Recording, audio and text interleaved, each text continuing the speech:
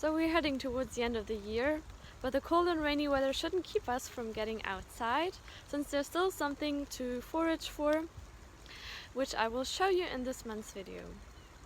In this video I'm going to focus on trees, because that's what you can mostly find outside. There are many trees with medicinal properties or parts of the tree that are edible. But before I'm going to introduce you to the plants, just a few general rules when foraging or collecting from trees. So trees, as you might know, get their supply of nutrients through the bark of the trunk, and especially the second layer of the bark is the living part of the tree. So if you were to cut off the full circumference of the bark of the tree, you would basically cut off the supply of nutrients for the tree, and such a tree would eventually die. So whenever you want to collect or harvest bark from a tree, always do that with a recently cut or fallen tree and never with a living tree.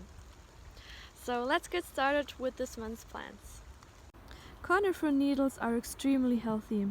Conifer needle tea is high in vitamin C, and you can drink it to treat or prevent colds, coughs and respiratory problems. They also have antioxidant and antibacterial properties. Conifers contain essential oils, which when you apply them externally alleviate muscle pain. Conifers, or the needles, add an interesting touch to cookies or alcoholic beverages. However, they should be avoided by pregnant women.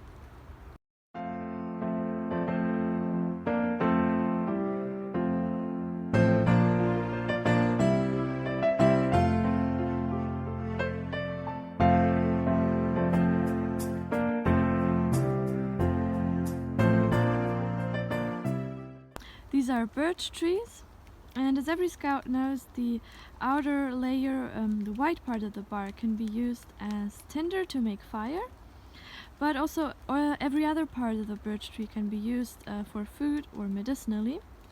You can make birch tea with the leaves, twigs or the bark. The tea is high in vitamin C, and it also has anti-inflammatory and painkiller properties, and it's used to reduce fever. The inner part of the bark can be used to make birch flour.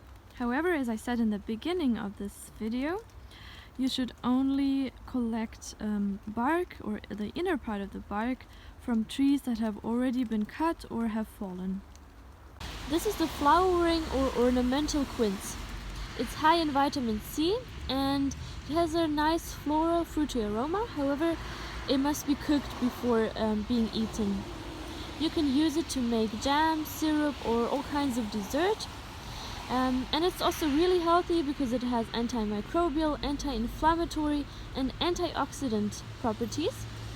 It promotes the growth of healthy gut flora, and it also helps the healing process of diabetes, liver diseases and allergies. This is an oak tree. The fruits of the oak tree are called acorns. Acorns can be made into flour, but since the raw acorns contain a lot of bitter tannins, they must be leached in water before they can be processed. I hope you'll be able to find some of these plants in your area. Maybe this is a good excuse to get outside and to look for some wild, edible and medicinal plants, maybe on a walk in the woods or in a nearby park. December is really the perfect time to be talking about trees, because trees have always been a symbol of life. And even in Roman times, people would bring branches of trees into their homes to symbolize life in the middle of winter. I believe many of you also have a tree standing in their living rooms right now, or maybe you'll be decorating it soon, the Christmas tree. And the Christmas tree is typically an evergreen tree, which symbolizes everlasting life according to the Christian tradition.